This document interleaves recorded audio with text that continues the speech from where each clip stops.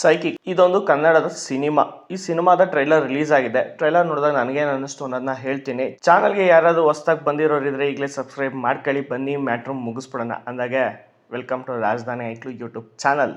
ಕನ್ನಡದಲ್ಲಿ ಸುಮಾರು ಸೈಕೋಪಾತ್ ಸಿನಿಮಾಗಳು ಬಂದಿದೆ. ಅದರಲ್ಲಿ ಕೆಲವೊಂದು ನಮ್ಮ ಮನಸ್ಸಲ್ಲಿ ಉಳಿದಿದೆ. ಆ ಲಿಸ್ಟಲ್ಲಿ ಉಳಿಯುವಂಥ ಸಾಲಲ್ಲಿ ಸೈಕಿಕ್ ಸಿನಿಮಾ ಸೇರ್ಕೊಳ್ಳುತ್ತೆ ಅನ್ನೋದು ನನ್ನ ಅಭಿಪ್ರಾಯ ಆಗಿದೆ. ಬಿಕಾಸ್ ಈ ಸಿನಿಮಾದಲ್ಲಿ ಹೀರೋನೇ ವಿಲ್ಲನ್ನೇ ಹೀರೋ ಆಗ್ತಾನ ಅನ್ನೋದು ತುಂಬ ಕನ್ಫ್ಯೂಷನ್ಸ್ ಇದೆ. ಒಂದು ಸಾಲು ಕೊಲೆಗಳು ಆಗ್ತಾನೆ ಇರುತ್ತೆ. ಬಿಕಾಸ್ ಆ ಕೊಲೆಗಳಾಗ್ತಾ ಇರೋ ಜಾಗ ಬಂದು ಮಡಿಕೇರಿ. ಕೊಲೆಗಳು ಯಾಕೆ ಆಗ್ತಾ ಇದೆ, ಅದ್ರ ಮೋಟೋ ಏನು, ಹೀರೋ ಯಾಕೆ ಸಾಯಿಸ್ತಾ ಅಥವಾ ಹೀರೋನೇ ಅಲ್ವಾ ಅವನು, ವಿಲ್ಲನ್ನ ಏನು ಎತ್ತ ಅನ್ನೋದು ಫುಲ್ ಕ್ವಶನ್ ಮಾರ್ಕಲ್ಲಿದೆ. ರೀಸನ್ನ ತಿಳ್ಕೊಬೇಕು ಅಂದರೆ ಸಿನಿಮಾ ರಿಲೀಸ್ ಆದಾಗಲೇ ನೋಡಬೇಕು ಅಂತ ಹಿಂಟ್ ಕೊಟ್ಟಿದ್ದಾರೆ ಡೈರೆಕ್ಟರ್ ಅವರು.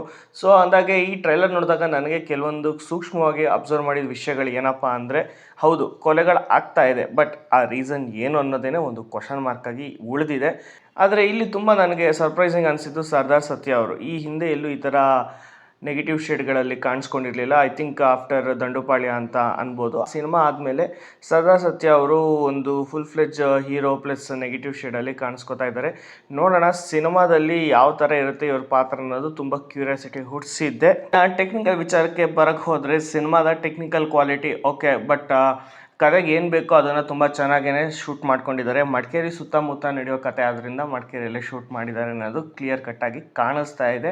ಅಂದಾಗೆ ಸಿನಿಮಾದ ಮ್ಯೂಸಿಕ್ ಒಂದು ಸೈಕೋ ಥ್ರಿಲ್ಲರ್, ಸಸ್ಪೆನ್ಸ್ ಥ್ರಿಲ್ಲರ್ ಅಥವಾ ಕ್ರೈಮ್ ಥ್ರಿಲ್ಲರ್ ಸಿನಿಮಾಗಳಿಗೆ ಯಾವ ಥರ ಕೊಡಬೇಕು ಮ್ಯೂಸಿಕ್ಕು ಆ ಥರ ಕೊಟ್ಟಿದ್ದಾರೆ.